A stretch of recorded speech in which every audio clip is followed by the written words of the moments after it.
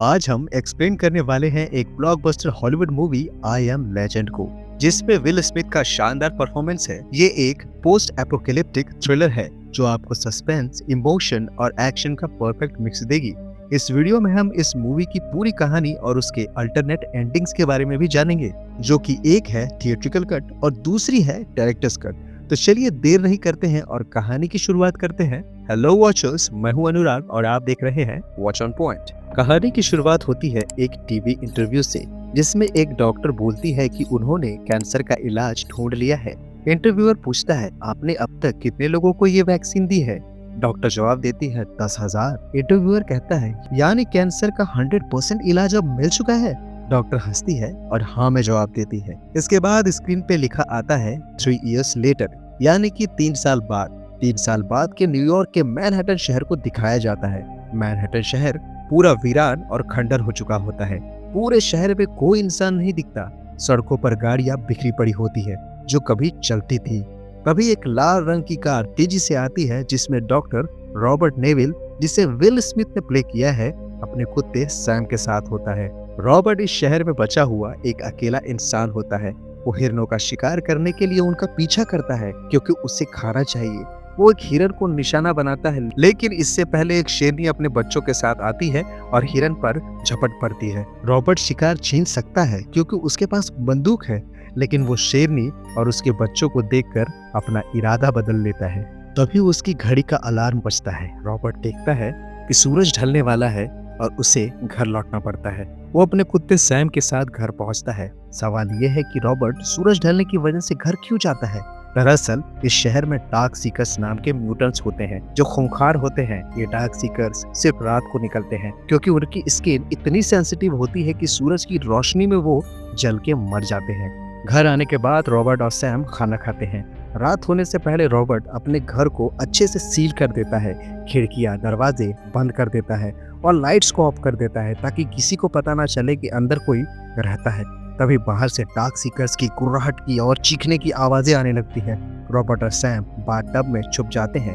इसी दौरान Robert flashback में चला जाता है। फ्लैशबैक में दिखाया जाता है कि रॉबर्ट अपने घर जाता है और अपनी बीवी और बच्चों को लेकर एयरपोर्ट के लिए निकल पड़ता है। वो अपनी बीवी से कहता है, यहाँ से निकलने के बाद सबसे पहले एटीएम जाओ, जितने पैसे निकाल सकते हो निकाल लो और कम से कम 2 हफ्तों का खाना लेकर फार्म हाउस में चले जाओ, मैं वहीं आऊंगा। वो बताता है कि आर्मी इस एरिया को आधे घंटे में सील करने वाली है। उसकी बीवी पूछती है, आखिर क्यों? तो रॉबर्ट कहता है, क्योंकि यह वायरस हवा से फैल रहा है। तभी रेडियो पर प्रेसिडेंट का अनाउंसमेंट आता है जिसमें वो कहता है, मुझे दुख के साथ कहना पड़ रहा है कि मैंने एक सरकारी दस्तावेज पे साइन किया है, जिसके बाद आर्मी न्यूयॉर्क को बाकी देश से अलग कर देगी। रॉबर्ट अपनी बीवी से कहता है कि हम इस वायरस को 2 हफ्ते में फैलने से रोक सकते हैं, मैं ये कर सकता हूँ। तभी उसकी बीवी कहती है, ये काम तो शहर से बाहर रहकर भी किया जा सकता है। तो रॉबर्ट जवाब देता है, इसकी शुरुआत यहीं हुई थी और खत्म भी यहीं पे होगा। तभी उनकी गाड़ी एक एक्सीडेंट में फंस जाती है। रॉबर्ट का बच्चा और बीवी दोनों डर जाते हैं। वो बड़ी मुश्किल से एयरपोर्ट तक पहुंचते हैं, जहां पूरा शहर जाम होता है क्योंकि सब लोग शहर से बाहर जाना चाहते हैं, लेकिन सिर्फ उन्हीं लोगों को बाहर जाने दिया जाता है जो इन्फेक्टेड नहीं होते। एक मॉडर्न मशीन से चेक किया जाता है कि कौन इन्फेक्टेड है और कौन नहीं। जब रॉबर्ट के बच्चे को चेक किया जाता है तो वो इन्फेक्टेड नहीं होता, लेकिन जब उसकी बीवी को चेक करते हैं तो मशीन दिखाती है कि वो इन्फेक्टेड है। रॉबर्ट गुस्से में कहता है, ये मेरी बीवी है, दोबारा चेक करो। लेफ्टिनेंट कर्नल उसकी बात मानता है और दोबारा चेक करता है। इस बार मशीन दिखाती है कि वो इन्फेक्टेड नहीं है। इसके बाद रॉबर्ट की बीवी और बच्चे को जाने की इजाजत मिल जाती है। एयरपोर्ट पर रॉबर्ट के लिए एक हेलीकॉप्टर अरेंज किया जाता है क्योंकि वो एक बड़ा साइंटिस्ट होता है। वो अपनी बीवी और बच्चे को अलविदा कहता है और थोड़ी दूर चला जाता है। जैसे ही उनका हेलीकॉप्टर टेक ऑफ करता है, एक दूसरा हेलीकॉप्टर जिसमें इन्फेक्टेड लोग होते हैं उस पे हमला कर देते हैं। वो हेलीकॉप्टर अपना बैलेंस खो देता है और रॉबर्ट के परिवार वाले हेलीकॉप्टर से टकरा जाता है। इस हादसे में रॉबर्ट की बीवी और बच्चे दोनों की मौत हो जाती है। फ्लैशबैक से रॉबर्ट की नींद खुल जाती है। वो सुबह एक्सरसाइज करता है और फिर अपने बेसमेंट में लैब में चला जाता है, जहां वो इन्फेक्टेड लोगों को ठीक करने के लिए वैक्सीन या मेडिसिन बना रहा होता है।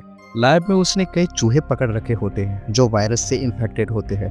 रॉबर्ट उन पे अपनी दवाई टेस्ट करता है ताकि देखे कि दवाई काम कर रही है या नहीं। वो देखता है कि ज्यादातर चूहे अब भी एग्रेसिव होते हैं और दवाई का कोई असर नहीं हो रहा होता, लेकिन एक चूहा शांत होता है। और उसकी हरकतें नॉर्मल दिखाई देती है। इससे रॉबर्ट को खुशी होती है क्योंकि उसे लगता है कि दवाई काम कर रही है। वो कहता है इस दवाई को इंसानों पर टेस्ट किया जा सकता है जो पूरी तरह से डार्क सीकर्स बन चुके हैं। रॉबर्ट बाहर जाता है और एक म्यूटेंट या डार्क सीकर को पकड़ने की कोशिश करता है। हर रोज की तरह वो रेडियो पे मैसेज भेजता है, मैं डॉक्टर रॉबर्ट नेविल हूँ, न्यूयॉर्क शहर का एक सर्वाइवर। अगर कोई मेरी आवाज सुन रहा है और उसे मदद चाहिए तो मैं खाना, रहने की जगह और सुरक्षा दे सकता हूँ। मैं हर रोज दोपहर को साउथ स्ट्रीट सी पोर्ट पे मिलूंगा। इसके बाद वो एक बड़े से पानी के किनारे पे जाता है जहाँ फाइटर प्लेन्स के टुकड़े पड़े होते हैं। वो एक फाइटर प्लेन के ऊपर चढ़ता है और गोल्फ खेलता है जबकि सैम उसके साथ होता है। तभी सैम अचानक से चौकन्ना हो जाता है। रॉबर्ट समझ जाता है कि कुछ तो गलत है। वो अपनी राइफल उठाता है और दूरबीन से देखता है। वो एक हिरन को देखता है। रॉबर्ट और सैम उसका पीछा करने लगते हैं। पीछा करते हुए सैम एक अंधेरी बिल्डिंग में घुस जाता है जहां डार्क सीकर्स छुपे हुए होते हैं जो कि वहां पे उजाला नहीं होता है। रॉबर्ट भी डरते हुए अपने कुत्ते को ढूंढने के लिए अंदर जाता है। उसके हाथ में गन और टॉर्च होती है। वो सैम को ढूंढता है और एक कोने में सैम को छुपा हुआ पाता है। वो कहता है सैम यहाँ से चलो, लेकिन सैम इतना डर चुका होता है कि वो हिल भी नहीं पा रहा होता है। तभी पीछे से एक डार्क सीकर की कुर्राहट की आवाज सुनाई देती। जैसे ही रॉबर्ट पीछे मुड़ता है एक डार्क सीकर उस पर हमला कर देता है। रॉबर्ट उसे गोली मार देता है और सैम के साथ भागने लगता है, लेकिन गोली की आवाज सुन के सारे डार्क सीकर्स रॉबर्ट के पीछे पड़ जाते हैं। एक डार्क सीकर रॉबर्ट के कंधे पे झपटने ही वाला होता है, लेकिन रॉबर्ट शीशा तोड़कर बाहर कूद जाता है। सूरज की रोशनी में आते ही वो डार्क सीकर चल के मर जाता है। रॉबर्ट को पता होता है कि उसे एक डार्क सीकर चाहिए ताकि वो अपनी दवाई को टेस्ट कर सके। वो बिल्डिंग के दरवाजे पर एक फंदा लगाता है और अपने कुत्ते सैम को गाड़ी में छोड़ देता है। कहता है कि तुम यहीं रहो, तुम्हें इन्फेक्शन का खतरा है, लेकिन मुझे नहीं। रॉबर्ट खुद इन्फेक्शन से बचा हुआ होता है क्योंकि वो दवाई लेता है। कुछ देर बाद उसके फंदे में एक फीमेल डार्क सीकर फंस जाती है। वो चिल्लाती है और शांत हो जाती है। तभी एक दूसरा डार्क सीकर खिड़की पे आता है और रॉबर्ट को गुस्से से देखता है। फिर वो वापस चला जाता है। रॉबर्ट उस फीमेल डार्क सीकर को बेहोश करके अपने लैब में ले जाता है। वो देखता है कि उसके हाथ में एक बटरफ्लाई का टैटू बना हुआ है। रॉबर्ट उस पे वही दवाई टेस्ट करता है जो उसने चूहों पर काम किया था। डार्क सीकर्स की सांसें तेजी से चलने लगती है, लेकिन दवाई देने के बाद उसकी सांसें धीरे धीरे नॉर्मल होने लगती है। रॉबर्ट को लगता है कि दवाई काम कर रही है, लेकिन अचानक उसका हार्ट रेट गिर जाता है। वो बेहोश हो जाती है। रॉबर्ट की सारी उम्मीदें टूट जाती है। वो अपने वीडियो लॉग में रिकॉर्ड करता है और बोलता है, मेरे ब्लड टेस्ट से पता चलता है कि मैं हवा और स्पर्श से फैलने वाले इन्फेक्शन से बचा हुआ हूँ, लेकिन कुत्तों को इन्फेक्शन काटने से हो सकता है। मेरी दवाई मुझ पे काम करती है, लेकिन इन्फेक्टेड लोगों पर नहीं। आगे रिसर्च जारी है। अगले दिन रॉबर्ट जब बाहर जाता है तो एक अजीब बात होती है। वो एक शोरूम में जाता है जहाँ कई मैनिक्वीन्स होते हैं जिनसे वो बातें किया करता है, क्योंकि शहर में उसे 1000 दिन से भी ज्यादा अकेले रहना पड़ा है, जिसकी वजह से उसकी दिमागी हालत खराब हो चुकी है। लेकिन अगले दिन एक मैनिक्वीन को देखकर वो इरिटेट हो जाता है क्योंकि वो पहले वहां नहीं था। वो कहता है, तुम यहाँ कैसे आए? तुम्हें अंदर होना चाहिए। वो गुस्से में उसे गोली मार देता है। मैनिक्वीन के पास पानी बिखरा हुआ होता है। जैसे ही रॉबर्ट पानी में कदम रखता है एक फंदा उसके पैर को जकड़ लेता है और उसे उल्टा लटका देता है। उसका सर जमीन से टकराता है और वो बेहोश हो जाता है। कुछ देर बाद उसकी घड़ी का अलार्म बजता है। वो देखता है कि सूरज ढलने वाला है। वो अपने चाकू से रस्सी काट देता है, लेकिन वो नीचे गिरता है और चाकू उसकी जांघ में चुभ जाती है। वो दर्द से चीखता है और अपनी कार की तरफ घिसटने लगता है। तभी अंधेरे से डार्क सीकर्स की गुर्राहट सुनाई देती है। एक डार्क सीकर जो पहले उसे गुस्से से देख चुका था अपने 3 इन्फेक्टेड कुत्तों के साथ बाहर निकलता है। वो कुत्तों को रॉबर्ट और सैम पे छोड़ देता है। रॉबर्ट 2 कुत्तों को गोली तो मार देता है, लेकिन तीसरा कुत्ता उस पे हमला करने लगता है। सैम उस कुत्ते पर झपट पड़ता है और रॉबर्ट को बचा लेता है, लेकिन इन्फेक्टेड कुत्ता सैम को काट लेता है, जिससे सैम इन्फेक्टेड हो जाता है। रॉबर्ट सैम को अपनी लैब में ले जाता है और उसे अपनी दवाई का इंजेक्शन देता है। उम्मीद करता है कि वो काम करेगी, लेकिन दवाई का कोई असर नहीं होता। सैम धीरे धीरे डार्क सीकर जैसा खूंखार होने लगता है। रॉबर्ट अपने आंसुओं के साथ सैम को अपनी गोद में रखता है और उसका गला दबाकर उसे मार देता है, क्योंकि वो सैम को दर्द में नहीं देख सकता था। ये रॉबर्ट के लिए बहुत ही दर्दनाक होता है, क्योंकि सैम उसका अकेला साथी था जो इस शहर में उसका इकलौता दोस्त था। अब रॉबर्ट पूरी तरह से अकेला हो जाता है।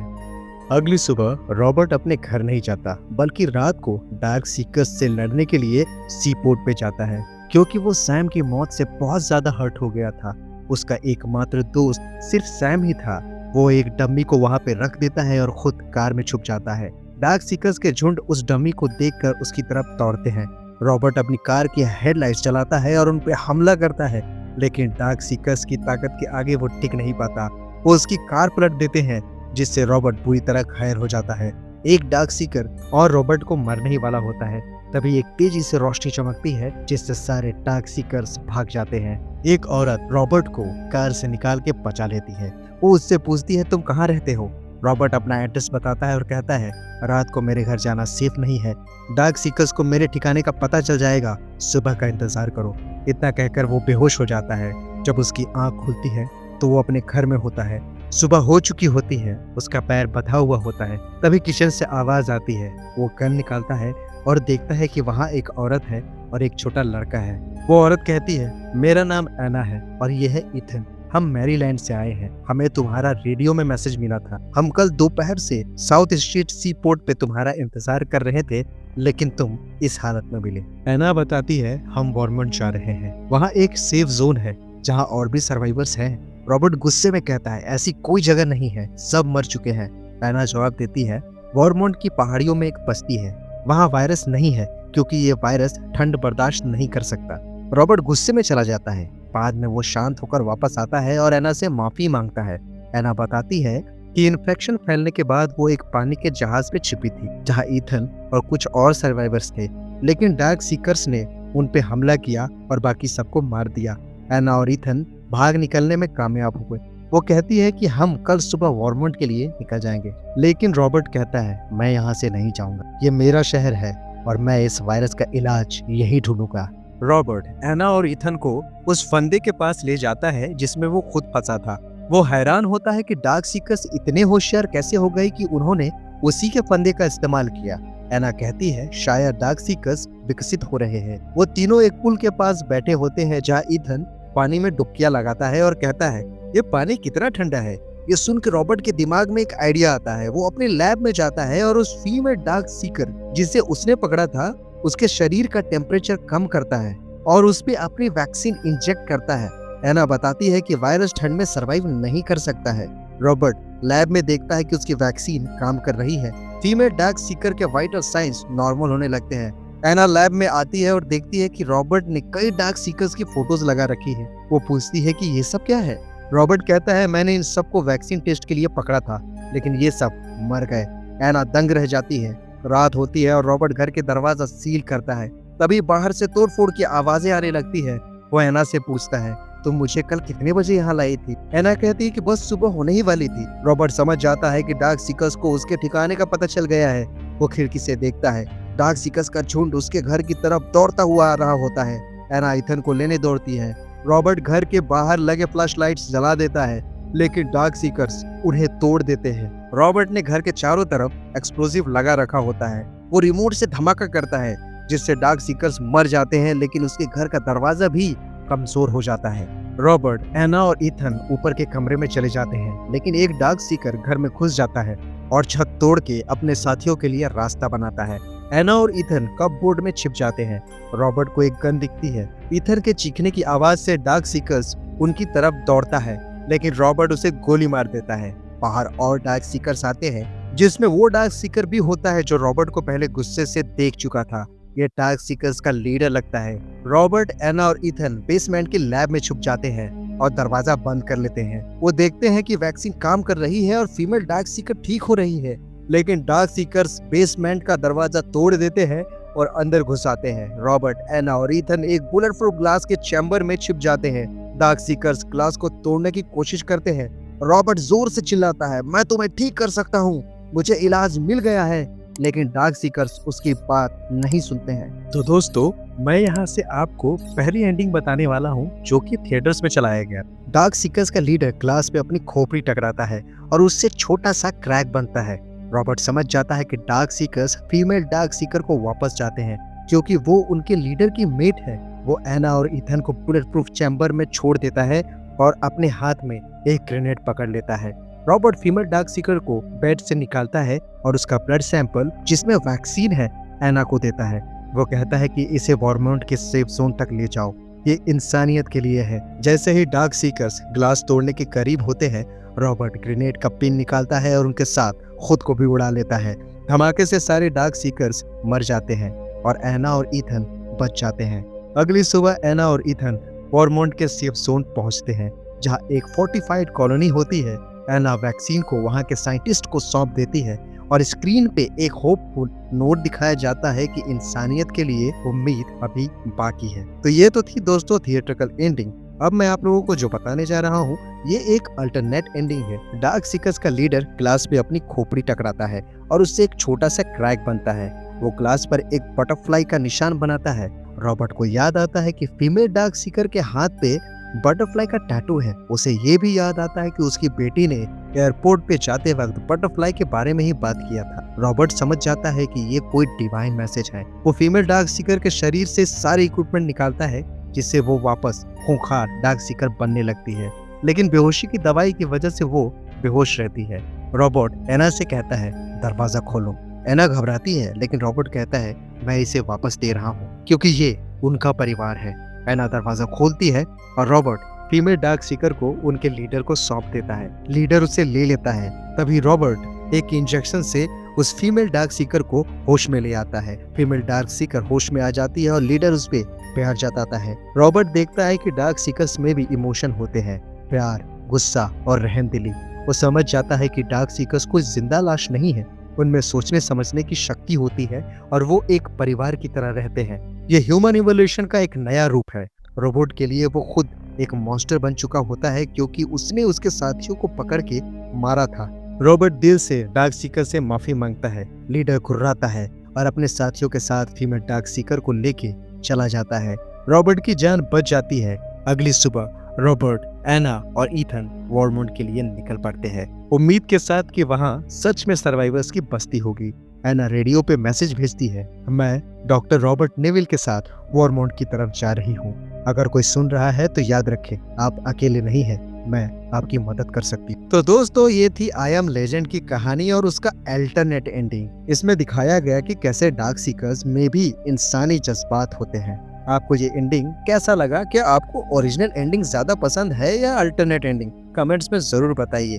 और अगर ये वीडियो आपको पसंद आया है तो वीडियो को लाइक, शेयर और चैनल को सब्सक्राइब जरूर कीजिए और बेल आइकन को दबाना ना भूलें ताकि ऐसे ही मजेदार वीडियोस आप तक पहुंचते रहें। तो मिलेंगे दोस्तों ऐसे ही किसी और मजेदार और रोमांचक कहानी के साथ। तब तक के लिए thank you very much for watching. Keep watching, watch on point.